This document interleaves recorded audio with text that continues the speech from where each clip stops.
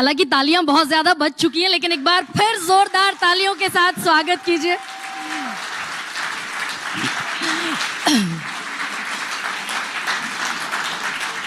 News 24 के मंथन में हमारे साथ महज 11 साल में देश की चौथी सबसे बड़ी पार्टी बन जाने वाली, दिल्ली में बम्पर जीत का रिकॉर्ड बनाने वाली 2 बार, और अलावा इसके भ्रष्टाचार के खिलाफ सबसे ताकतवर आवाज बुलंद करने वाली, और फिर उसी भ्रष्टाचार के आरोप में नप जाने वाली पार्टी के 3 बड़े चेहरे हमारे साथ आज मौजूद हैं।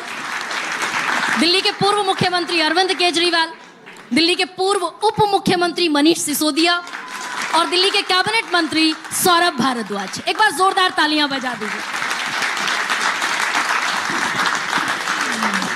अरविंद जी, सबसे पहला सवाल मेरा आपसे ये कि मफलर मैन एक टैग बड़ा पॉपुलर हुआ आपके लिए, आजकल मफलर गायब क्यों है? नहीं, मफलर गायब नहीं है।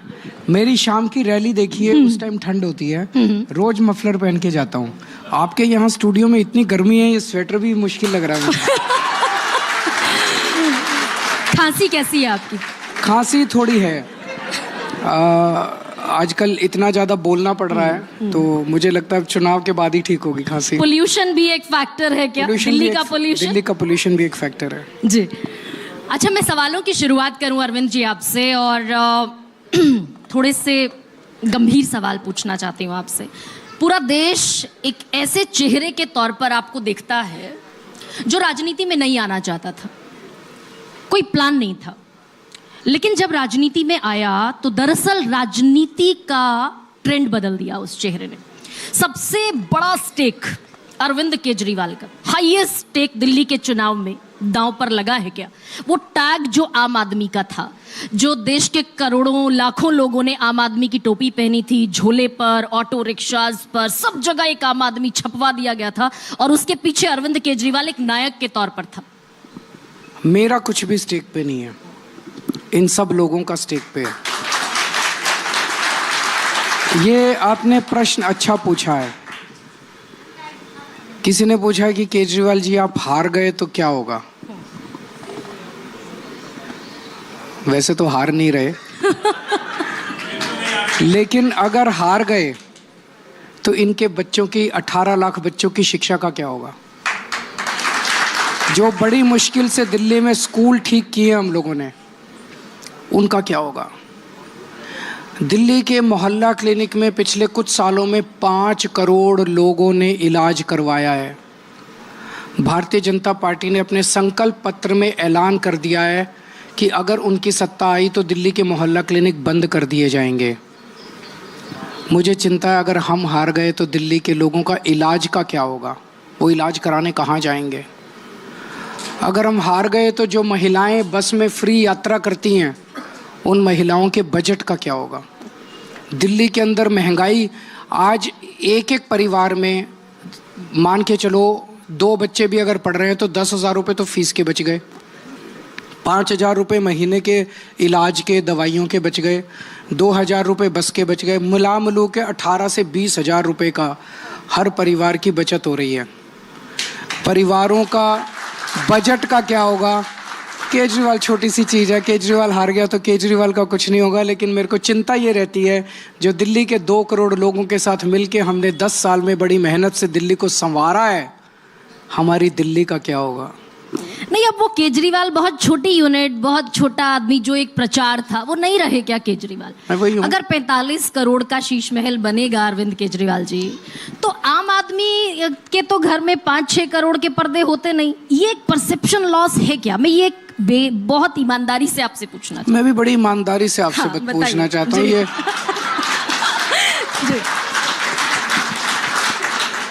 45 करोड़ की फिगर आई कहाँ से? पीडब्ल्यूडी का एक रिपोर्ट है। नहीं, वो तो पीडब्ल्यूडी का तो फोटोशॉप करके मैं आपको सीपीडब्ल्यूडी का दे दूंगा मोदी जी का। तो एक मिनट,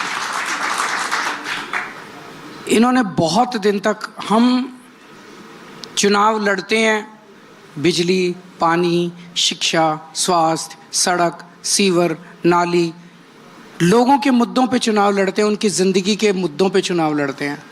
बहुत दिन तक इन्होंने चिल्लाया शीश महल से, हमने जवाब नहीं दिया। हम उसमें फिर एक दिन सौरभ ने कहा और संजय सिंह ने कहा कि खोल दो शीश महल, सबको देख लेने दो। भाई कह रहे हैं 4 करोड़ के पर्दे, वहां कपड़े के पर्दे हैं यार। तो इन्होंने, वो कहते हैं स्विमिंग पूल बना हुआ है, कोई स्विमिंग पूल नहीं है। वो कहते हैं बार बना हुआ है, कोई बार नहीं है। वो कहते हैं सोने के टॉयलेट है, कोई सोने के टॉयलेट, सब झूठ का पुलिंदा है। तो बीजेपी ने जो वीडियो जारी किया वो झूठा वीडियो। एक मिनट। तो संजय सिंह और सौरभ भारद्वाज ने कहा कि भाई खोल दो आप इसको, सारी जनता को खोल दो, जनता देख लेगी जाके कहाँ स्विमिंग पूल है, कहाँ पर्दे हैं, कौन से पर्दे हैं, कौन सा, तो जनता को देख ले। उन्होंने पुलिस लगा के और रोक दिया। इन्होंने कहा भी उसी टाइम प्रधानमंत्री जी का भी राजमहल बना था जिसपे 2700 करोड़ रुपए खर्च हुए। बताते हैं 300 करोड़ के कारपेट आए, 400 करोड़ रुपए के झूमर आए, उसको भी खोल दो, जनता देख लेगी। इनका, चलो वो तो छोड़ो, इनका दफ्तर, आप तो गई होंगी इनके दफ्तर में।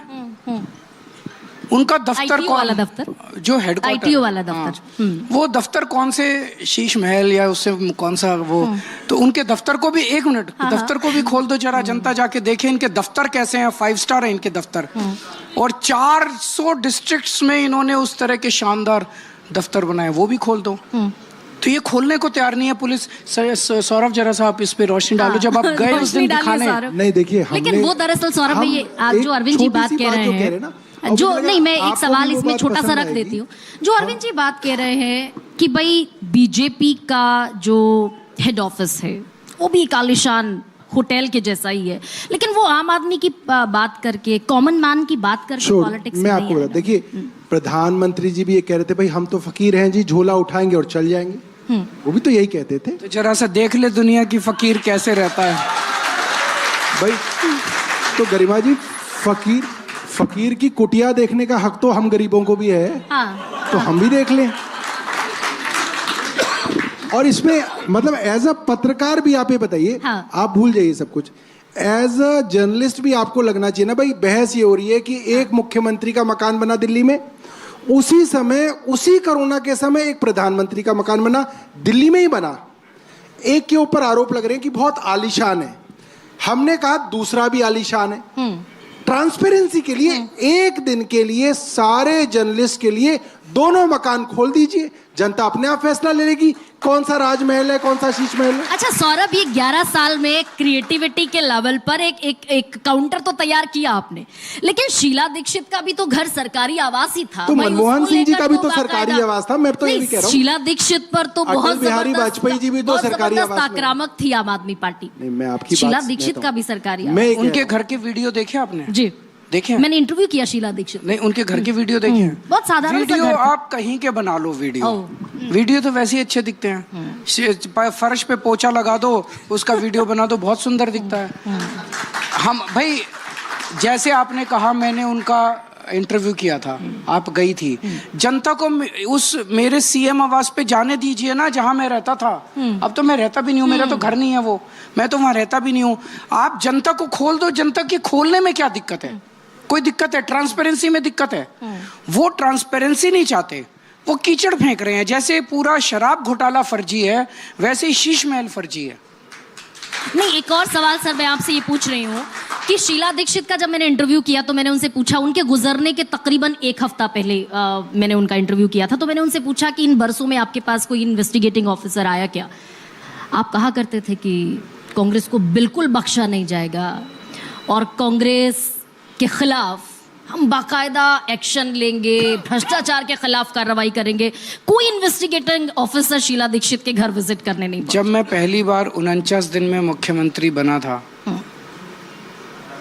मैंने देश के सबसे पावरफुल आदमी के खिलाफ एफआईआर कराई थी, जिसका नाम ही अपने मुंह से नहीं ले सकते, उसके खिलाफ एफआईआर कराई थी। दम है हमारे अंदर। जैसे ही मैं दूसरी बार बना, प्रधानमंत्री मोदी जी ने मेरी एंटी करप्शन ब्रांच छीन ली। मैं आज आपके चैनल के जरिए चैलेंज कर रहा हूं, मेरे को एंटी करप्शन ब्रांच 1 महीने के लिए दे दो। इनके सारे इलेक्टोरल बॉन्ड, इनके ईडी का घोटाला, बीजेपी वालों के भी और कांग्रेस वालों के भी कोई बाहर नहीं बचेगा, ये सारे अंदर हो जाएंगे। नहीं, लेकिन अब वही तो कह रही हूं मैं, वो स्टेक पर है क्या सर? क्योंकि दिल्ली की जनता अगर 2020 का आपका वो वादा याद करे कि मैं सारे लोगों को यमुना में डुबकी लगवा दूंगा, अगर 2025 तक ऐसा नहीं हुआ तो दिल्ली के लोग मुझे वोट ना दें, ये भी एक वादा था। मैंने कहा था, मैं मानता हूँ, और आज आपके चैनल पे मैं दिल्ली के लोगों को कहना चाहता हूँ, मैं अपना एक एक वादा याद रखता हूँ, मैं जो बोलता हूँ वो करता हूँ। मैं ऐसा नहीं हूँ कि बोलूँ 15 लाख दूंगा और ना दूँ, मैं ऐसा नहीं हूँ जो बोलूँ 2 करोड़ दूंगा और ना दूँ, मैं ऐसा नहीं हूँ जो बोलूँ 2022 तक पक्के मकान बना दूंगा और ना दूँ। मैंने 3 वादे किए थे 2020 में। मैंने कहा था दिल्ली की सड़कों को यूरोपियन स्टैंडर्ड का बना दूंगा, मैंने कहा था हर घर में पीने का पानी सीधे टूटी से 24 घंटे आएगा ऐसा इंतजाम कर दूंगा, और मैंने कहा था यमुना साफ कर दूंगा। मैं तीनों वादे पूरे नहीं कर पाया। उसका कारण था, पहले जैसे हमारी फरवरी 2020 में सरकार बनी और मार्च में कोरोना आ गया, 2.5 साल कोरोना में बीत गए, और पिछले 2 साल से आप देख रहे हैं किस तरह से इन्होंने फर्जी केस में जेल जेल जेल जेल, हमारी पूरी टीम बिखर गई है। एक बार पहले सत्येंद्र जैन जी को जेल भेज दिया, फिर मनोज सिसोदिया जी को जेल भेज दिया, फिर मेरे को जेल भेज दिया। ये पूरा 2 साल जो है हमारा एक डिस्टर्ब हो गया। अब हम इन पचड़ों से निपट चुके हैं, हम सबको बेल मिल गई है। अगले 5 साल में ये तीनों वादे मेरे दिल के बहुत करीब हैं। जो दिल्ली का मैंने सपना देखा है, उस सपने का एक हिस्सा है कि यमुना साफ़ होनी चाहिए, दिल्ली की सड़कें अलग लेवल की होनी चाहिए, और दिल्ली के अंदर पानी का शुरुआत हो गई है। राजेंद्र नगर विधानसभा की पांडव नगर में 15 दिन पहले मैं इनॉग्रेशन करके आया हूँ। वहाँ लोगों को 24 घंटे पानी सीधे नल से साफ पानी आना शुरू हो गया है। अब ये पूरे दिल्ली में पायलट प्रोजेक्ट हमारा सक्सेसफुल हो गया, पूरे दिल्ली में फैलेगा। यमुना आपके घोषणा पत्र में इस बार है? इस बार है। कब तक का आपका अगले चुनाव के पहले मैं कर दूंगा, उसमें भी काफी काम हो गया, मैं बता देता हूँ। यमुना में दिल्ली का सारा सीवर जाता है। सीवर कौन सा जाता है? दिल्ली में 1792 कच्ची कॉलोनियाँ हैं। हमारी 2014 में जब 15 में सरकार बनी, कच्ची कॉलोनियों में किसी भी तरह का विकास अलाउड नहीं था। सुप्रीम कोर्ट के ऑर्डर्स थे, सेंट्रल गवर्नमेंट के ऑर्डर्स थे। तो कच्ची कॉलोनियों का सारा सीवर नालियों में बहता था और नालियों के जरिए सीधा यमुना में जाता था।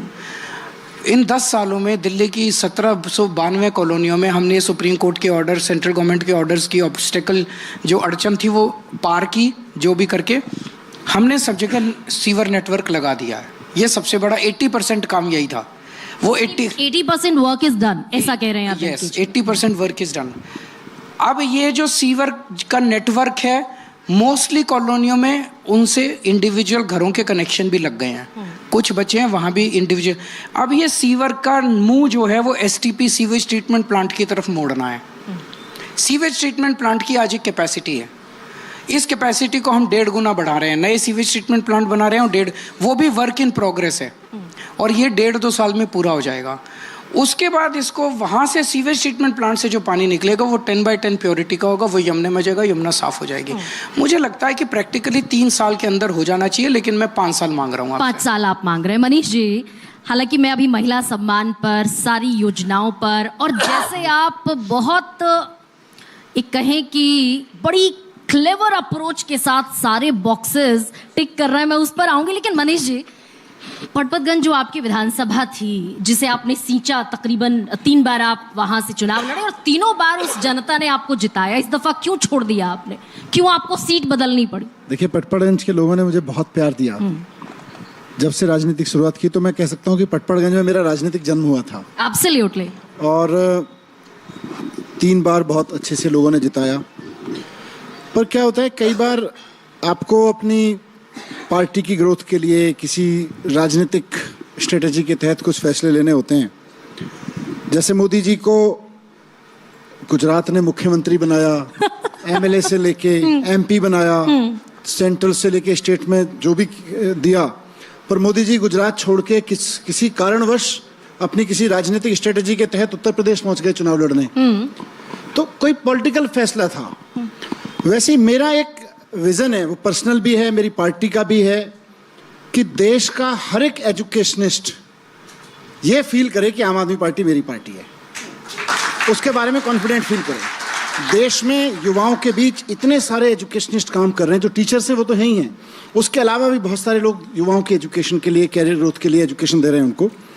मैं ये ख्वाब रखता हूं कि वो सब के सब ये फील करें कि अगर मुझे कभी राजनीति में जाना है तो आम आदमी पार्टी में जाऊंगा, एजुकेशन ठीक करने के लिए काम करूंगा।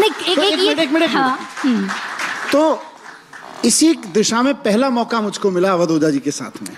वो देश में बहुत पॉपुलर एजुकेशनिस्ट हैं, उनसे मैंने बात की। उन्होंने कहा कि भाई राजनीति, मतलब हर आदमी इस तरह से सोचता है राजनीति में आए कि ना आए, आए कि ना। उन्होंने पूछा भाई अगर मुझे चुनाव लड़ाओगे तो कहाँ से लड़ाओगे? तो ऑब्वियसली मेरे जैसा आदमी जो पार्टी में रहता है तो कहता है अरे सर आप बताइए ना कहाँ से लड़ेंगे, दिल्ली में जहाँ से भी लड़ना है लड़ लेंगे, लड़ा देंगे, मेरी सीट ले लो। तो उन्होंने कहा, उनका एक लॉजिक था कि मैं पटपड़गंज में रहा हूँ शुरू में, तो मैं क्या आप मुझे पटपड़गंज से लड़ा देंगे?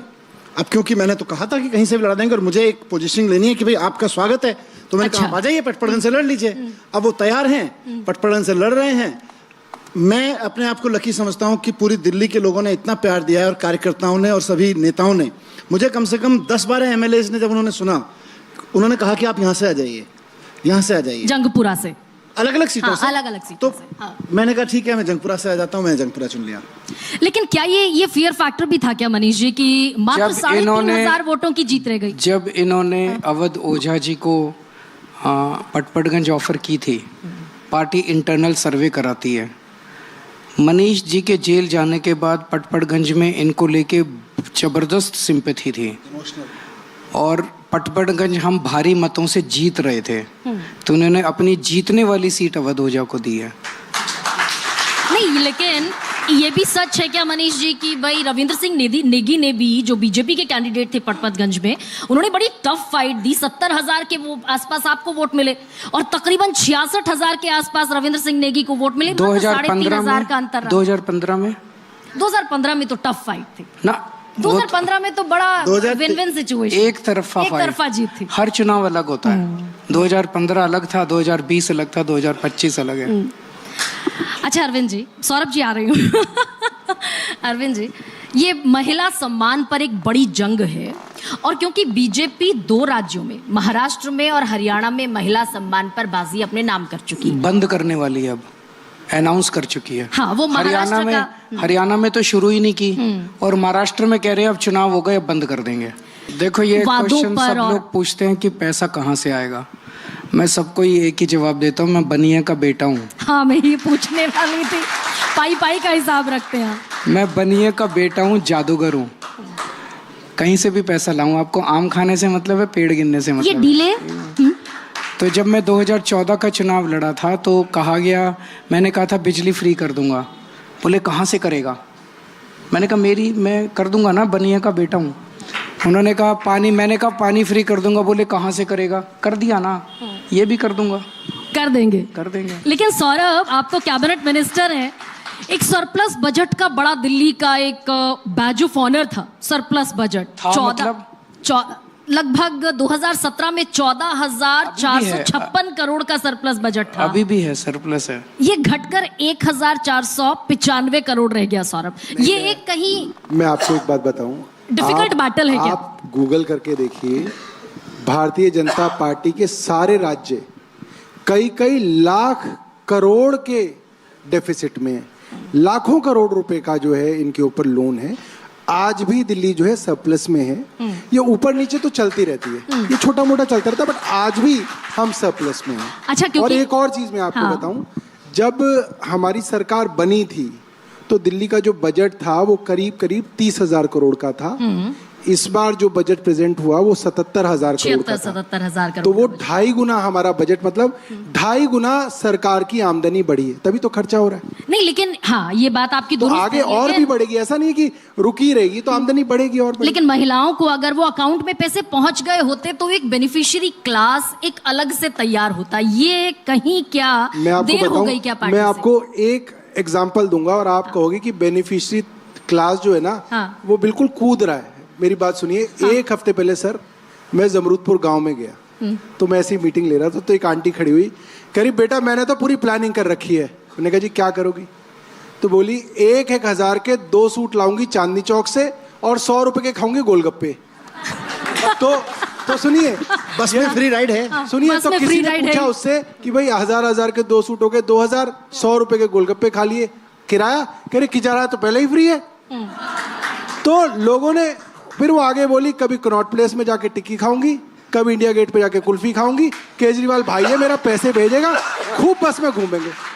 तो लोगों ने पूरी प्लानिंग कर रखी है, क्योंकि उनको बहुत सारी सुविधाएं मिल रही हैं, शिक्षा में मिल रही है, स्वास्थ्य में मिल रही है, बिजली में जो है उनका पैसा बच रहा है, पानी में बच रहा है, उनको भरोसा है कि वो पैसा मिलेगा उनको। लेकिन कल से योगी जी की भी आमद हो रही है, इस्तकबाल करेंगे योगी जी का, स्वागत नहीं करोगे हमारा? योगी जी पूछ रहे हैं। उनका स्वागत है दिल्ली के अंदर, दिल्ली दिल वालों की है, हाँ। सबका स्वागत है। लेकिन बीजेपी जिस हिंदू मुस्लिम प्लैंक पर आपको ले आई अरविंद जी, आपको ऐसा नहीं लगता कि ये हिंदुत्व का जो प्लैंक है ये बीजेपी का सबसे स्ट्रांग होल्ड है? बीजेपी हिंदुत्व को राजनीति के लिए इस्तेमाल करती है। हम हिंदुत्व को अपने भगवान से अपना रिश्ता मानते हैं। मैं हिंदू हूँ, अपने धर्म को मानता हूँ, मंदिर जाता हूँ, हनुमान जी को मानता हूँ, शिव जी को मानता हूँ।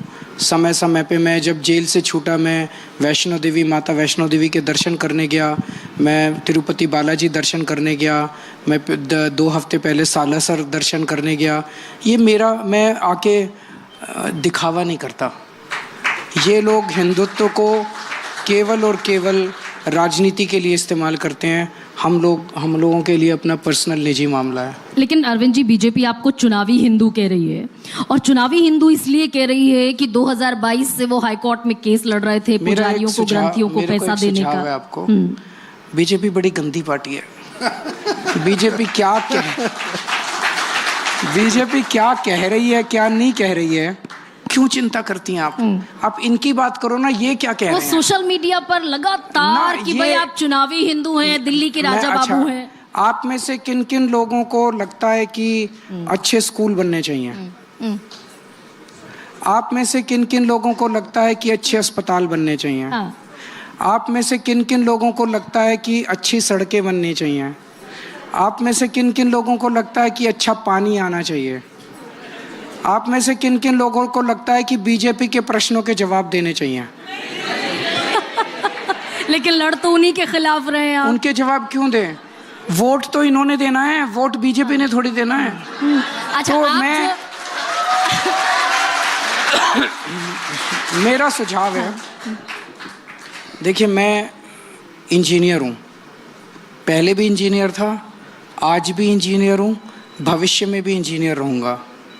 मेरे को इंजीनियरिंग करनी आती है, बदकिस्मती से राजनीति सीख ही नहीं पाया मैं, मुझे पॉलिटिक्स करनी नहीं आती। लेकिन आप तो बड़े बड़े राजनेताओं से आगे निकल गए भाई, 67 सीटें एक बार ले आए, काम के नाम पे, इंजीनियरिंग के। मैं आपको बताता हूँ, दिल्ली में पहले 8-8 घंटे के पावर कट लगते थे, आज दिल्ली में 24 घंटे बिजली आती है कि नहीं आती है? नोएडा बगल में है, नोएडा में आज भी 6-6 घंटे के पावर कट लगते हैं। एक बेनिफिशियरी बैठी है आपकी यहीं पर। एक मिनट मैं पूरा कर लूं। आप हरियाणा में फोन कर लो, इनकी 20 राज्यों में सरकार है बीजेपी की, 20 राज्यों में से एक भी राज्य में ये 24 घंटे बिजली नहीं दे पाए। गुजरात में 30 साल से सरकार है, 30 साल में अभी तक ये 24 घंटे भी, पूरे देश में अकेला दिल्ली है जहां 24 घंटे बिजली आती है। क्यों? मैं इंजीनियर हूं, मुझे इंजीनियरिंग आती है, इंजीनियर होने के नाते मेरे को पता था बिजली कैसे देनी है 24 घंटे। मैं इंजीनियर हूँ, मेरे को ये पता है पानी कैसे देना है 24 घंटे। आप मेरे से पूछो कैसे दोगे पानी, मैं अभी सारा फॉर्मूला बताऊंगा। लेकिन ये बीजेपी ने ये कहा, आपको इस पे क्या कहना है? कांग्रेस ने ये, अरे कहने दो ना यार। अच्छा, आपको पॉलिटिक्स बिल्कुल नहीं आती अरविंद जी? मेरे को बिल्कुल नहीं आती। तो ये कमाल कैसे हुआ कि भाई एक बार 2015 में 96% का सक्सेस रेट और 2020 में इंजीनियरिंग का कमाल है, पॉलिटिक्स का कमाल नहीं है। 67 सीटें और 62 सीटें। देखिए, एक तो मैं इंजीनियर हूँ, एक मेरे पास टीम बहुत अच्छी है, ये भी पढ़ा लिखा है, ये बहुत ज्यादा पढ़ा लिखा है, वो अतिशी और भी ज्यादा पढ़ी लिखी है, Absolutely. राघव चड्ढा और भी ज्यादा पढ़ा लिखा है। तो इस बार ये सारी जो टीम है हमारी, हम सारे मिलके काम करना आता है। इस बार कितनी सीटें जब अरविंद जी? आप हमसे ये बीजेपी ने ये कहा और कांग्रेस ने, इनके जवाब हमारे पास। लेकिन आप तो रोज प्रेस कॉन्फ्रेंस करते हैं। प्रेस संजय सिंह कॉन्फ्रेंस भी में प्रेस क्या करता कॉन्फ्रेंस हूँ? करते हैं, प्रेस मनीष जी। कॉन्फ्रेंस में करके कहता हूँ मैं महिलाओं के लिए ये काम करूंगा, मैं आपको 24 घंटे पानी ऐसे दूंगा, मैं धोबी समाज के लिए ये करूंगा, मैं सफाई कर्मचारियों के लिए फ्लैट घर बना के दूंगा। मैं तो जनता की बातें करता हूँ। अच्छा अरविंद जी, इंजीनियरिंग का पेशा आपका, आप रमन मैग्सेसे अवार्डी भी हैं और इसमें कोई दो मत नहीं है कि इंजीनियर राजनीति में आया और राजनीति बदल दी उसने। इस बार का क्या आपका ऑब्जर्वेशन है, क्या कैलकुलेशन है, इंजीनियरिंग क्या कहती है आपकी? कितनी सीटें दिल्ली में? देखिए, पहले मैं कागज पे लिख के दिया पहले करता आप था, बताया करते थे। मैंने वो करना छोड़ दिया। उसका कारण है, अंदर जब मैं जेल गया तो मैंने गीता बहुत पढ़ी और एक चीज सीखी कि कोई भी निर्णय भय और लालच से नहीं करना चाहिए। मैं कोई निर्णय करता हूँ और मन में डर होता है, वो निर्णय गलत है, या लालच होता है, वो निर्णय गलत है। निस्वार्थ भाव से निर्णय लेना चाहिए। और दूसरी चीज, अहंकार नहीं करना चाहिए। अहंकार एक ऐसी चीज है जो किसी भी इंसान को खत्म कर देती है। बड़े बड़े रावण को भी और दुर्योधन को भी अहंकार ने खत्म कर दिया। वो जो साइन करना और शीट पे लिखना, उसमें कहीं ना कहीं अहंकार आ जाता है, अहंकार आ जाता है, उसमें आ जाता है हम तो जीत रहे हैं जी, हमारी तो इतनी सीट। अरे जिताने वाले भी यही हैं और हराने वाले भी यही हैं। तो मेरे को ये लगता है कि जो जनता में जा रहे हैं, प्यार मिल रहा है, मेरे को ये लगता है कि हमारे को बहुमत मिलना चाहिए। यही लोग देंगे बहुमत, अच्छा बहुमत मिलना चाहिए, पूर्ण बहुमत मिलना चाहिए। बाकी ये भगवान है, ये जनता जनार्दन है। अच्छा अरविंद जी, इस बार नई दिल्ली सीट थोड़ी सी ट्रिकी है ना? बिल्कुल ईमानदारी से बताइए। ईमानदारी से, बहुत ईमानदारी से। संदीप से दीक्षित है और मेरी केवल यही भारतीय जनता पार्टी से गुजारिश है, उनके 2 सांसद थे, उनकी टिकट काट दी उन्होंने, प्रवेश वर्मा और रमेश बिधूड़ी। उन दोनों को इस बार एमएलए के लिए लड़ा दिया। इसके बाद उनको काउंसलर की टिकट जरूर दे दें। वो जब वो दोनों हार जाएं तो काउंसलर का चुनाव जरूर लड़ाएं। अगर उन्हें भारतीय जनता पार्टी नहीं देगी तो हम दे देंगे सर। तो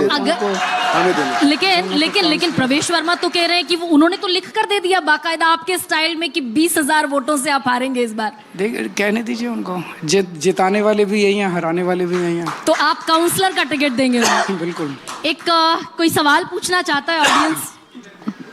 हाँ। 2013 का चुनाव हमने देखा, तब आप नई नई राजनीति में आए थे। उस समय आपका एक अलग ऑरा, एक अलग एग्रेशन से चुनाव लड़ रहे थे। 2015 का चुनाव हमने देखा और 2020 का चुनाव देखा। अब 2025 का जो चुनाव है वो बिल्कुल आपका एटीट्यूड, आपका एग्रेशन बाकी 2 चुनाव से बदला हुआ दिख रहा है। उसकी वजह क्या है? क्या हाल के दिनों में जिस तरह से बीजेपी की कैंपेन चल रही है, शायद आपकी ही विधानसभा में जिस तरह से आरोप लगे कि पैसे बांटे गए, सारी चीज़ें हुई, इलेक्शन कमीशन आपकी बात नहीं सुन रही है, इसलिए एग्रेशन है, या चुनाव इस बार टफ है इसलिए एग्रेशन है? नहीं, बात केवल चुनाव लड़ना, चुनाव जीतना, चुनाव हारना नहीं है। जनतंत्र को भी तो बचाना है ना। पिछले 10 साल में प्रधानमंत्री मोदी जी का इस देश के जनतंत्र में क्या कंट्रीब्यूशन रहा, उन्हें किस लिए याद किया जाएगा? 2 चीज़ों के लिए याद किया जाएगा। एक वक्त ऐसा था जब एमएलए खरीदना या दूसरी पार्टियों को तोड़ना गंदा माना जाता था। लोग उनको घृणा की दृष्टि से देखते थे। वो था ना भजनलाल जी के टाइम पे, आया राम गया राम। तो लोग शायद कहते थे नहीं, ये गंदा आदमी है, इसने ये एमएलए खरीदता है। पिछले 10 साल में उसको इन्होंने नॉर्मलाइज कर दिया। कहते हैं चाणक्य नीति है, मास्टर स्ट्रोक है। सरकारें तोड़ना, पार्टियां तोड़ना, सरकारें गिराना, ये कहते हैं चाणक्य नीति। अरे इससे ज़्यादा गंदी बात नहीं है राजनीति के अंदर। जनता ने जिसको चुन के भेजा, आप उसको ईडी के डर से, इसके डर से, या करोड़ों रुपया खर्च करके अगर अब तोड़ के अपनी पार्टी में ले आओ, ये अच्छी चीज़ नहीं है। ये जनतंत्र के लिए बहुत खराब है। किसी को तो आवाज़ उठानी पड़ेगी। हम केवल चुनाव लड़ने के लिए थोड़ी राजनीति में आए थे। दूसरी नॉर्मलाइज कर रहे हैं, इस बार एक इसको नॉर्मलाइज कर दिया, बहुत खतरनाक है देश के लिए। इसे हमें दोबारा देश को खड़ा करना पड़ेगा और आवाज उठानी पड़ेगी 140 करोड़ लोगों की कि एमएलए खरीदना और एमएलए तोड़ना और पार्टियां तोड़ना और सरकारें गिराना, इससे नीच हरकत राजनीति के अंदर नहीं हो सकती। एक मिनट। दूसरा, इस बार इन्होंने नॉर्मलाइज कर दिया जो आज तक कभी नहीं हुआ। अभी तक हम सुनते थे कि चुनाव की पहले वाली रात कत्ल की रात है, पैसे बंटते थे, हर जगह पैसे बंटते थे कि नहीं बंटते थे। इस बार 1 महीने पहले से बंटने लग गए हैं, खुलेआम बंट रहे हैं, चादरें बंट रही हैं, जूते बंट रहे हैं, साड़ियां बंट रही हैं, सोने की चेन बंट रही है। ये चल क्या रहा है? अब इसको भी नॉर्मलाइज कर देंगे कि खरीदो वोट, वोट खरीदना सही है। कहां जा रहा है हमारा देश? अगर इसके खिलाफ मैं आवाज ना उठाऊं, जब मैं इसके खिलाफ आवाज उठाऊं तो कहते हैं केजरीवाल को आजकल गुस्सा बहुत आता है। बहुत गुस्सा आ रहा है मेरे को, और आपको भी आना चाहिए गुस्सा। आपका देश लुट रहा है, मुझे बहुत गुस्सा आ रहा है और आपको भी आना चाहिए गुस्सा। तो ये 2 चीजें मोदी जी अब इसको नॉर्मलाइज करने में लगे हुए हैं कि वोट खरीदा जाना चाहिए। ये चाणक्य नीति है। ये चाणक्य नीति नहीं है, ये गंदी बात है, ये पाप है। वोट खरीदना पाप है, एमएलए खरीदना पाप है, सरकारें तोड़ना पाप है, लोगों को पैसे बांट के उनका वोट खरीदना, उनको इन्फ्लुएंस करना पाप है। अरविंद जी, लेकिन आप कह रहे हैं कि बीजेपी ने सारे सिस्टम को कैप्चर कर लिया है, ऐसा कह रहे हैं आप? हम फिर भी देखो, वो जो मर्जी कर ले, हाँ। उन्होंने सिस्टम को कैप्चर कर लिया। अंत पंत में ये भगवान है, ये जो जनता बैठी है ना, ये तय करेगी, ये देख रही है। जैसे इन्होंने क्या किया, मेरे ऊपर इतना कीचड़ फेंका, इतना केजरीवाल भ्रष्टाचारी। मैं देखता हूँ आजकल चैनलों पे, आप भी डिबेट करती हैं, आपके भी डिबेट में कई सारे आते हैं, बस सारे केजरीवाल भ्रष्टाचारी है, केजरीवाल भ्रष्टाचारी है, केजरीवाल भ्रष्टाचारी है, केजरीवाल भ्ष्टाचारी है। उन्हें लगता था ये बेवकूफ हैं, ये देख रहे हैं, ये बड़े सियाने हैं, ये हर आदमी बड़ा सियाना है जनता के अंदर। सुनिए, जब अगर तो इनका ऑपरेशन सक्सेसफुल हो जाता तो मैं जब जेल से आया, जनता कहती केजरीवाल भ्रष्टाचारी है। मैं जनता के बीच में गया, पदयात्राएं करनी चालू की, जनता मुझे गले लगाती थी, बुजुर्ग माताएं रोती थी मेरे को गले लगा लगा के कि जब तू जेल गया था हमने मन्नत मांगी थी तेरे लिए, हम बहुत रोए थे। तो उन्हीं में से एक महिला, एक मिनट, तो इसीलिए जनता जो है वो, आप ये सोचो कि आप बड़े शातिर हो, जनता समझ नहीं रही है, जनता सब समझ रही है। जनता समझ रही है, लेकिन एक महिला भीड़ में मुझे नजर आ रही है जो कुछ पूछना चाहती है। पूछिए जरा सवाल अपना।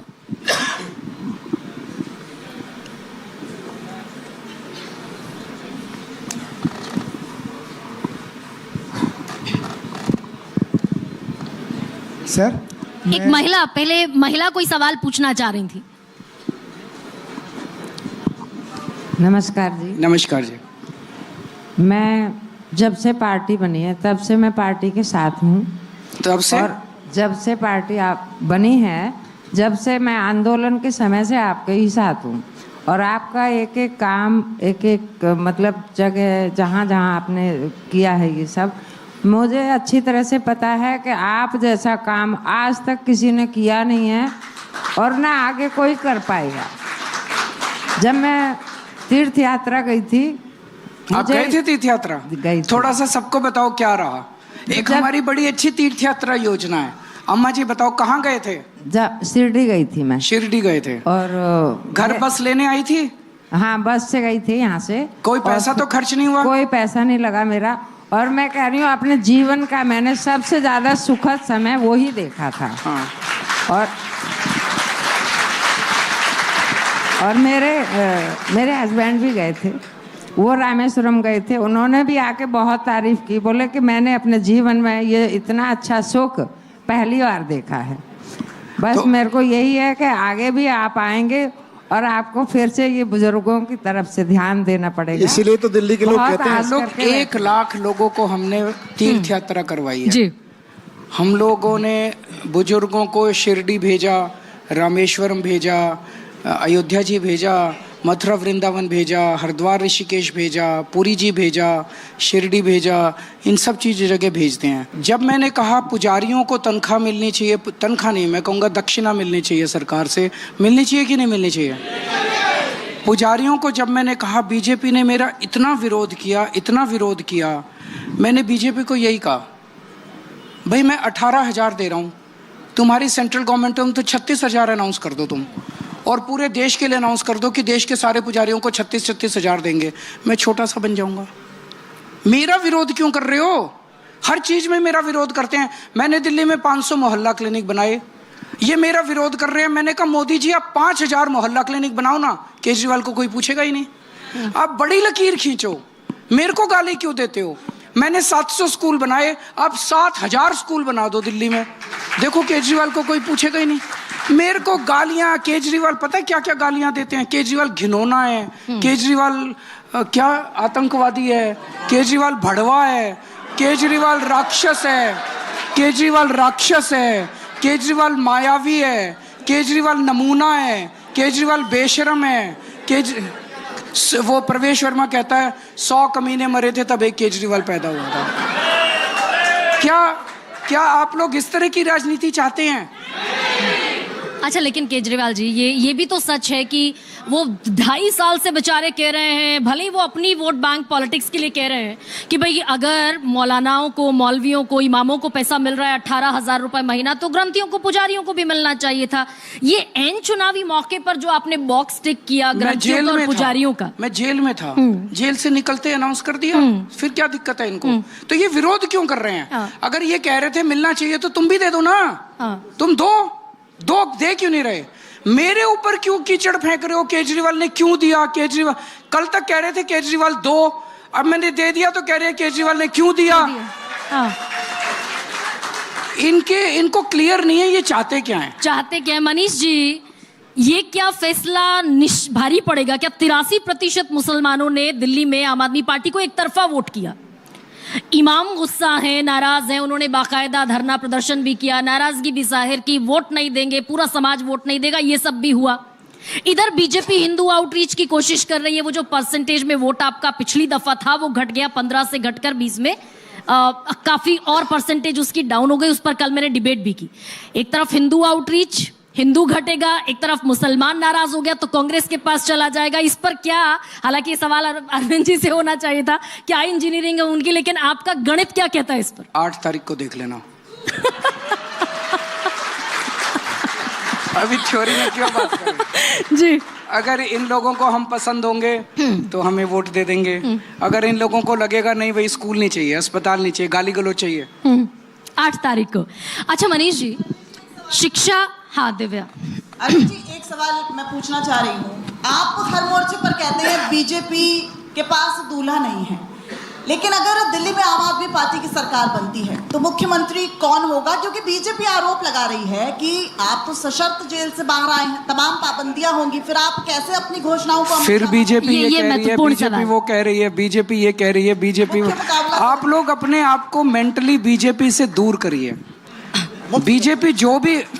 बीजेपी की एक तरह से थोड़ी सी मानसिक हम लोगों की गुलामी हो गई है। बीजेपी ये कह रही है, बीजेपी बहुत गंदी पार्टी है, बीजेपी से दूर करिए अपने आप को। मैं आता हूँ उस पर। जब मैं जेल से बाहर आया, मैं तो दिल्ली का मुख्यमंत्री था, मैंने इस्तीफा नहीं दिया था, मेरे को इस्तीफा देने की ज़रूरत भी नहीं थी, मैं कंटिन्यू कर सकता था। लेकिन मेरे दिल के अंदर मेरा जनता से जो रिश्ता है ना, ये बहुत पवित्र रिश्ता है। इस रिश्ते को आप महसूस नहीं कर सकते, मैं महसूस करता हूँ। जब मैं बाहर आया तो मुझे लगा कि सुप्रीम कोर्ट ने तो मेरे को छोड़ दिया, लेकिन ये जनता क्या सोचती है मेरे बारे में? इन्होंने इतना कीचड़ फेंका, केजरीवाल भ्रष्टाचारी, केजरीवाल भ्रष्टाचारी, टीवी में 24 घंटे चलता है केजरीवाल। मुझे लगा अगर जनता मेरे को भ्रष्टाचारी मानती है तो मैं इस सीट पे कभी नहीं बैठूंगा। मैंने इस्तीफा दे दिया। मैंने कहा भाई अगर आप मेरे को ईमानदार मानते हो तो मेरे को वोट देना, अगर आप बेईमान मानते हो तो वोट मत देना। अगर वोट दे के दोबारा जिताओगे तो मैं इस कुर्सी पे बैठूंगा, ये सोच के भाई तुम मेरे को ईमानदार मानते हो। नहीं, अच्छा अरविंद जी, इसी से जुड़ा हुआ एक सवाल ये भी है कि आपने जनता की अदालत में तो खुद को सौंप दिया, भाई जनता तय करेगी केजरीवाल भ्रष्टाचारी है कि नहीं। आपने ये क्यों नहीं कहा कि अदालत जिस दिन कह देगी केजरीवाल ने भ्रष्टाचार नहीं किया उस दिन मैं चुनाव लड़ूंगा? 15 साल लगेंगे, या तो आप फास्ट ट्रैक करा दो। तो 15 साल भाई, सुप्रीम कोर्ट ने एक लाइन बोली थी, याद होगा आपको, जब मनीष सिसोदिया जी की बेल की सुनवाई सुप्रीम कोर्ट में चल रही थी, तो आज देश के जो चीफ जस्टिस हैं जस्टिस संजीव खन्ना, उन्होंने कोर्ट में एक लाइन बोली थी, ये केस ना तो कोई सबूत है ना कोई गवाह है, ये केस निचली अदालत में 2 मिनट भी नहीं टिकेगा। बोला था कि नहीं बोला था? बोला था कि नहीं बोला था? अगले दिन हेडलाइन छपी थी। उसके बाद कुछ बच ही नहीं जाता। ये पूरा राजनीतिक षड्यंत्र है सर। लेकिन सुप्रीम कोर्ट ने ये भी कहा था कि अरेस्टिंग अवैध नहीं है, वैध है। सीबीआई वाली अरेस्टिंग को सुप्रीम कोर्ट ने जायज माना था। केस में दम है कि नहीं है? देखो, टेक्निकली अरेस्ट वो आपको भी कर सकते हैं। रात को अरेस्ट कर लेंगे, जब कोर्ट में जाएगा तो टेक्निकली कहेंगे अरेस्ट वैलिड है। लेकिन केस में दम है क्या? आपने कुछ गलत काम किया क्या? उस पे जस्टिस संजीव खन्ना की टिप्पणी थी कि ये केस मेरिट्स पे 2 मिनट नहीं टिकेगा। मेरिट्स पे केस नहीं टिकेगा। वरुण, काफी रिपोर्टर्स बैठे हुए हैं, बहुत सारे सवाल आपसे जानना चाहते हैं। मेरा एक सवाल आपसे है, इस बार दिल्ली की राजनीति, क्योंकि अरविंद केजरीवाल, थोड़ा माइक क्लोज ले, एक अरविंद केजरीवाल ने एक नैरेटिव सेट कर दिया आम आदमी पार्टी ने, जिसमें फ्री की सेवाएं, फ्री की तमाम चीजें देने की बात कही।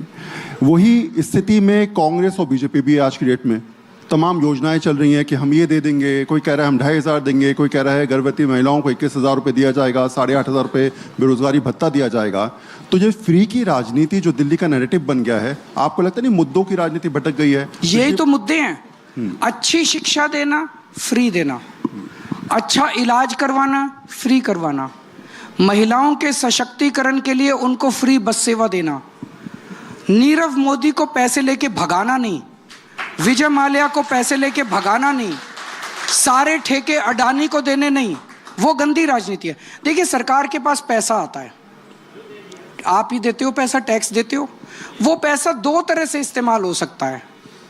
एक हो सकता है कि हम अपने मिडिल क्लास को, हम अपने गरीब तबके को सुविधाएं दें, स्कूल बनवाएं, अस्पताल बनवाएं, सड़कें बनवाएं, पानी दें, जो हम कह रहे हैं। दूसरा तरीका है सारा उठा के अडानी को दे दो और फिर उसको लोन दे दो और थोड़े दिन के बाद उसका लोन माफ कर दो। हमने पहला तरीका अपनाया, इन्होंने दूसरा तरीका अपनाया। आप हमेशा कहते हैं कि आप हनुमान जी के भक्त हैं, मंदिर जाते हैं, तमाम पार्टी के लोग आपके जानते हैं। क्या इस बार आपके हिसाब से आपके हनुमान कौन है जो आपको संजीवनी देना चाहते हैं? हनुमान तो हनुमान ही है, एक ही है हनुमान जी तो। और भगवान जो है सबके दिल में बसते हैं, सबकी आत्मा में बसते हैं, तो यही भगवान है। हनुमान जी के भक्त हैं आप? मैं हनुमान जी का भक्त हूँ। कौन सी चौपाई आपको सबसे ज्यादा मुश्किल वक्त में सबसे ज्यादा कौन सी चौपाई याद आती है आपको? देखिए, उनको संकट मोचन कहा जाता है। इन सबको मैं कहना चाहता हूँ कि कभी मुसीबत में फंसो तो सरेंडर कर दो हनुमान जी के सामने। संकट मोचन है, आपके संकट दूर हो जाएंगे। अच्छा, ये केजरीवाल का सॉफ्ट हिंदुत्व भी है क्या? मेरा कोई फिर ये सॉफ्ट हिंदुत्व। हाँ। अब बताइए, मैं इनको बुजुर्गों को अगर तीर्थ यात्रा भेजता हूँ, ये सॉफ्ट हिंदुत्व है क्या? ये गंदे शब्द हैं, इनको मत करो। ये उन्हीं को मुबारक, हिंदुत्व, सॉफ्ट हिंदुत्व, हार्ड हिंदुत्व। पता पल्लवी, मेरा सवाल सौरभ से और मनीष जी से है। सौरभ, मेरा सवाल ये है, ठीक बात है मोहल्ला क्लिनिक बना, फ्री में दवाइयाँ लोगों को मिली, और आरोप भी लगे कि बहुत फर्जी टेस्ट भी हुए, फर्जी दवाइयाँ मिली, ये तमाम चीज़ें। लेकिन सवाल ये कि भारत सरकार आयुष्मान योजना चलाती है, कई राज्यों में है, और उसका बड़ा लाभ लोगों को मिलता है, जिसमें कई गंभीर बीमारी आती है। आप दिल्ली में इसे क्यों नहीं लागू करते हैं?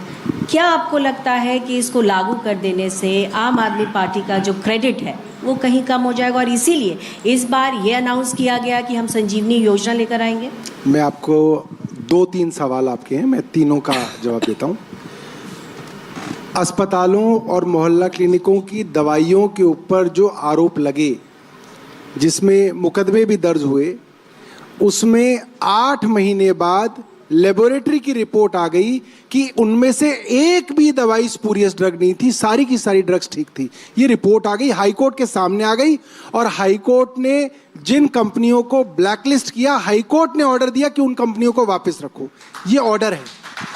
दूसरा, जो कहा गया कि फेक टेस्ट हुए, ये भी डिपार्टमेंट की ही रिपोर्ट है। वो फेक टेस्ट क्यों कहा जा रहा है, आप उसको समझिए। ये कहा गया कि जिसका टेस्ट हुआ उसका फोन नंबर गलत है, इसलिए वो आदमी नकली है। अभी जो टेस्ट होते हैं, ये जो जेल के अंदर हमारे प्रिजनर्स होते हैं, उनके भी होते हैं। अब जेल में मोबाइल तो होता नहीं। जैसे मैं जेल में था, मेरा टेस्ट होता था, मेरे पास तो वहाँ फ़ोन नहीं था, तो मेरे पास जब फ़ोन नहीं था तो वो डॉक्टर उसमें सॉफ्टवेयर में कंपलसरी है कि आपको फ़ोन नंबर लिखना है, तो उसमें फिर डॉक्टर अपना फ़ोन नंबर डाल देते हैं। तो जितने भी मरीज थे सब में आपको एक ही नंबर मिलेगा, तो कह देते हैं ये फर्जी है।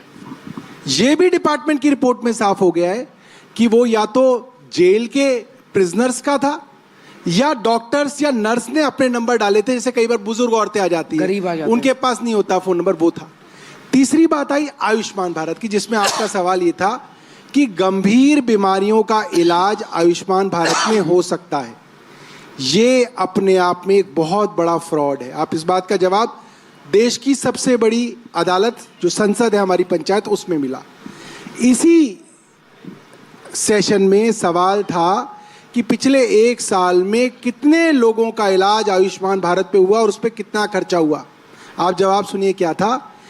आयुष्मान भारत के अंदर करीब 5.5 करोड़ लोगों का इलाज हुआ और उसके ऊपर करीब 60 करोड़ रुपए खर्च हुआ। अगर आप भाग करेंगे तो 12,500 रुपए एक आदमी के ऊपर खर्च हुआ। आप मुझे एक गंभीर बीमारी या ऑपरेशन बताइए जो 12,500 रुपए में हो सकता है? नहीं हो सकता। ये सारा का सारा फ्रॉड। और क्यों है? वो परसों अरविंद केजरीवाल जी ने अपनी प्रेस कॉन्फ्रेंस में कहा, जब बीजेपी ने अपना मैनिफेस्टो लॉन्च किया एजुकेशन का, तो उन्होंने क्या कहा, दिल्ली में सारी की सारी सरकारी पढ़ाई जरूरतमंदों के लिए फ्री, जरूरतमंदों के लिए। अभी जो है दिल्ली के अंदर सारी की सारी सरकारी पढ़ाई सबके लिए फ्री है। तो इसका मतलब क्या हुआ? सरकारी स्कूलों में फीस लगाई जाएगी और जो जरूरतमंद बीजेपी को लगेगा उसको फ्री किया जाएगा। यही आयुष्मान भारत का फ्रॉड है। इन्होंने क्या किया, तमाम राज्य सरकारों के सरकारी अस्पतालों को पेड बना दिया। वहां फ्री नहीं है। दिल्ली के अंदर ओपीडी फ्री है, दवाई फ्री है, टेस्ट फ्री है, सर्जरी फ्री है, इम्प्लांट सब फ्री है। आप यूपी चले जाइए, गुजरात चले जाइए, सब चीजों की पेमेंट है। तो क्या किया, पहले सरकारी अस्पतालों को पेड कर दिया, फिर 10% जनता को जो इनको लगते हैं उनको आयुष्मान भारत कार्ड दे दिए कि तुम अपना फ्री में करा लो, 90% जो है पैसे देंगे। तो ये तो फ्रॉड है।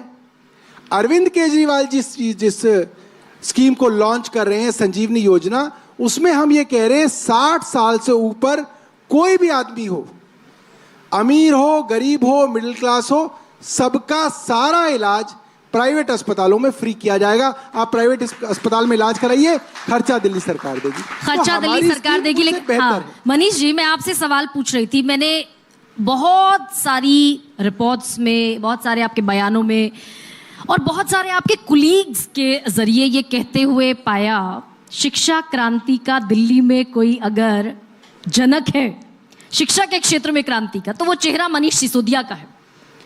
ऐसा आप मानते हैं कि दिल्ली में शिक्षा में क्रांति लाने वाले मनीष सिसोदिया हैं? नहीं नहीं, ऐसा नहीं है। दिल्ली में शिक्षा में क्रांति वाले असल हीरोज तो दिल्ली के टीचर्स हैं।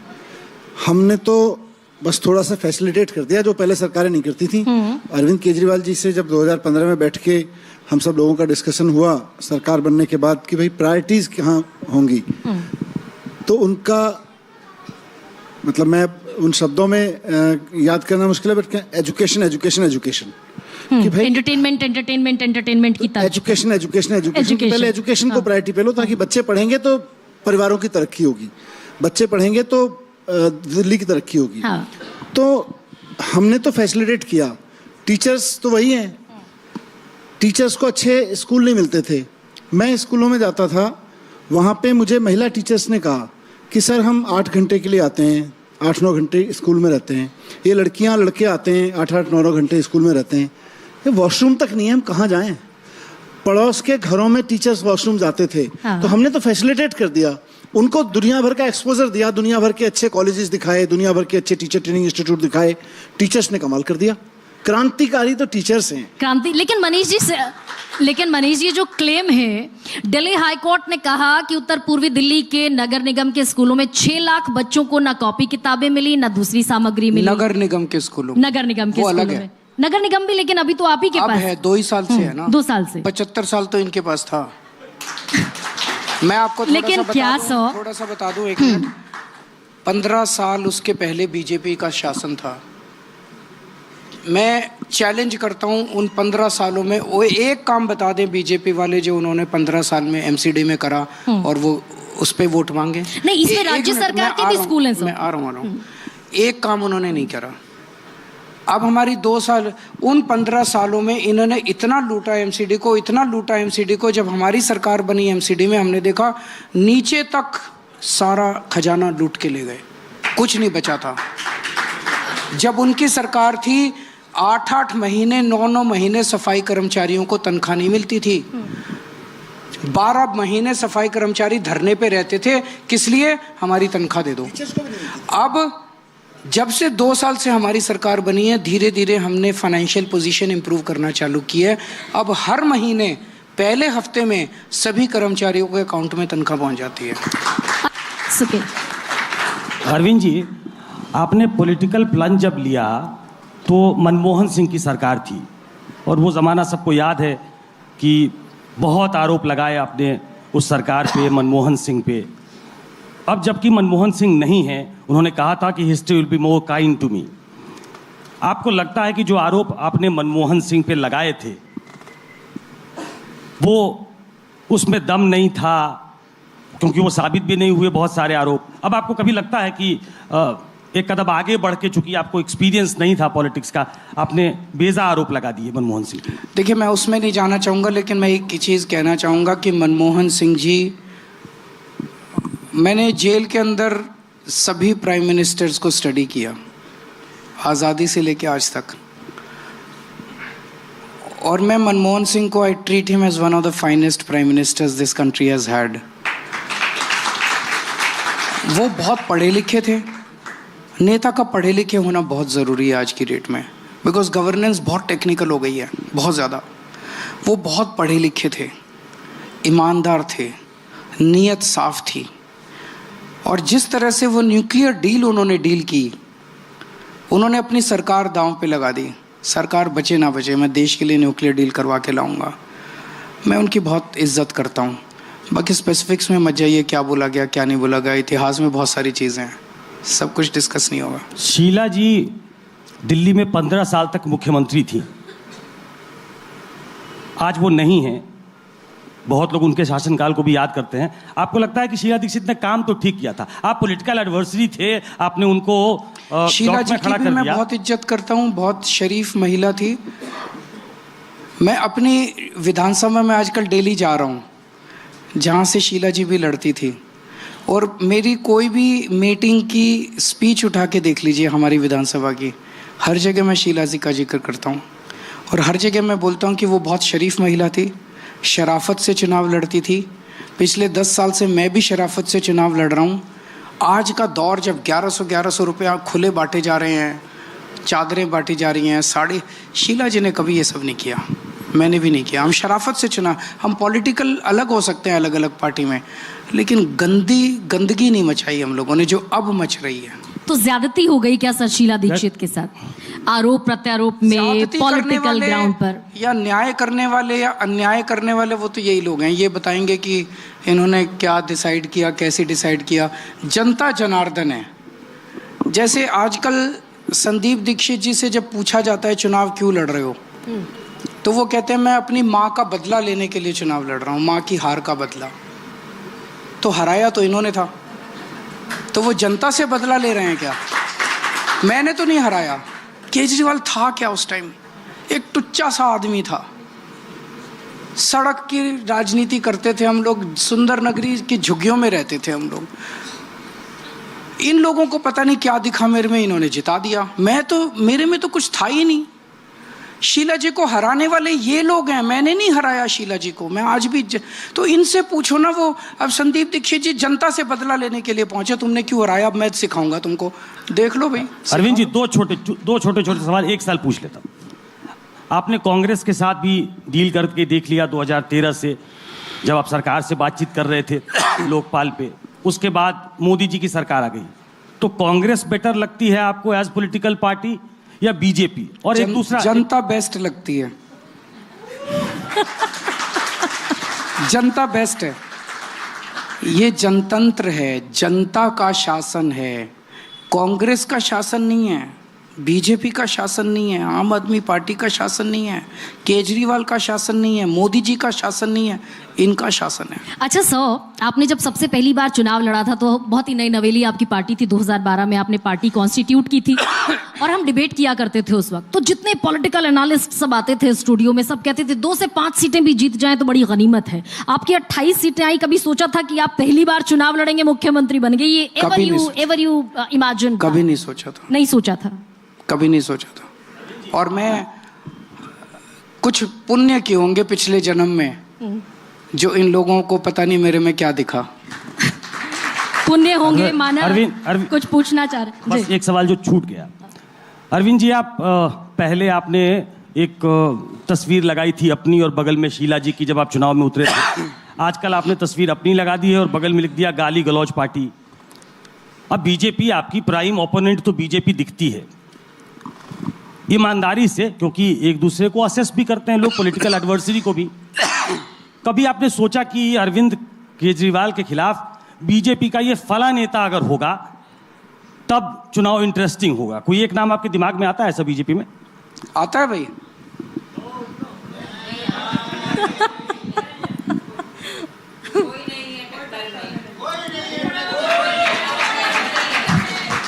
अरविंद जी, मेरा सवाल ये है, कुछ लोग कहते हैं कि राजीव जी, पहले मैं बता दूं, मैं आपका बहुत बड़ा फैन हूँ।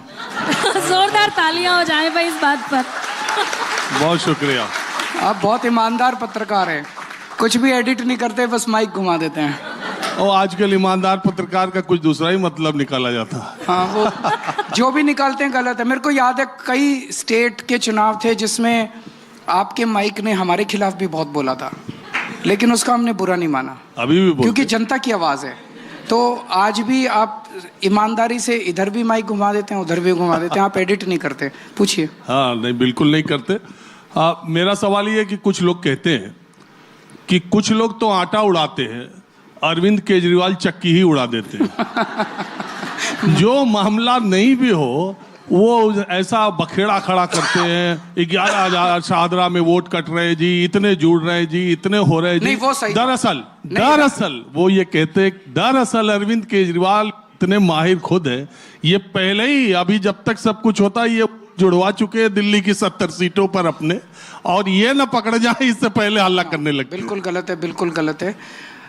हमने सबूत के सामने पेश किया कि किस तरह से शाहदरा के अंदर अपने लेटर हेड पे अपनी मोहर लगा के भारतीय जनता पार्टी एक ही चिट्ठी से 11,000 वोट आम आदमी पार्टी के कटवा रही थी।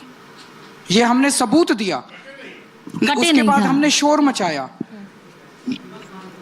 जिसके बारे में आप बात कर रहे हैं। अगर हम शोर ना मचाते, अगर हमें वो पता नहीं चलता, आप सोच नहीं सकते राजीव जी इस चुनाव का क्या नतीजा निकलता। और ये केवल वहां नहीं हो रहा था, पालम में, विजवासन में कम से कम 15 विधानसभाएं हमने निकाली जहां कहीं 7,000, कहीं 8,000, कहीं 6,000, कहीं 5,000 वोट कटवाने की एप्लीकेशंस डाली गई। सब रुक गया, शोर मचाने की वजह से रुका। क्या आपको तो वाकई अब लगता मैं ये समझाऊं कि भारतीय जनता पार्टी का 3 सूत्री फॉर्मूला है।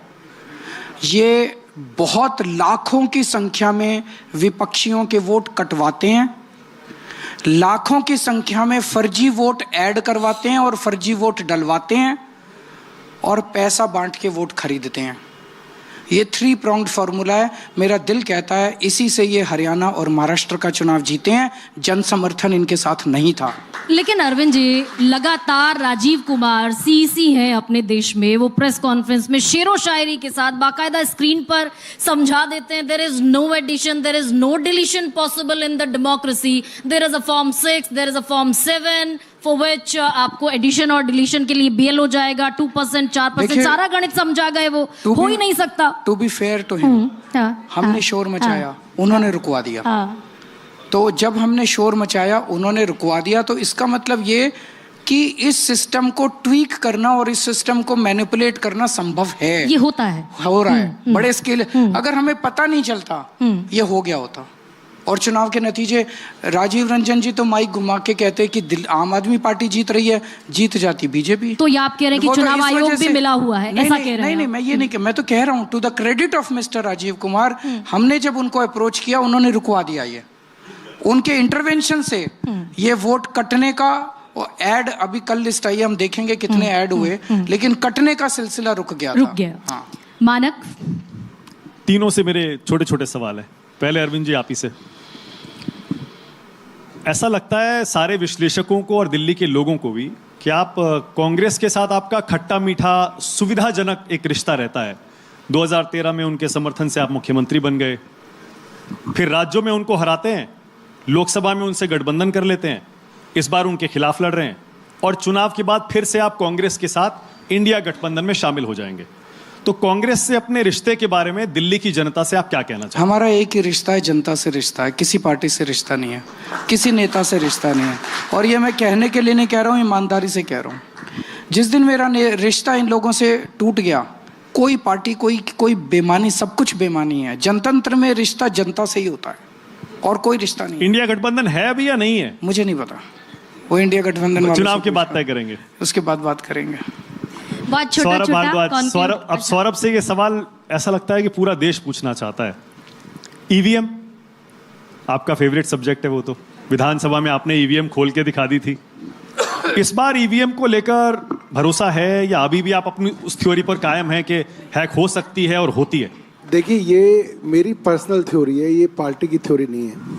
मेरा मानना ये है कि दिल्ली के चुनावों में इतना एक तरफा चुनाव होता है कि ईवीएम की छोटी पोटी मैनिपुलेशन भी जो है वो जनता का प्यार पार कर देती है, मेरा ये मानना है। और क्योंकि इतना बड़ा जो है हवा चल रही होती है कि मुझे नहीं लगता कि इतना बड़ा रिस्क बीजेपी लेगी कि एक तरफे चुनाव को वो आम आदमी पार्टी को हरा के ईवीएम में दिखाएं, इसलिए वो रिस्क ये दिल्ली में नहीं। बाकी राज्यों में ईवीएम हैक होती है। बिल्कुल, इन्होंने सही कहा सौरभ ने, मैं थोड़ा ऐड करना चाहूँगा। मैं जनता को कहना चाहता हूँ,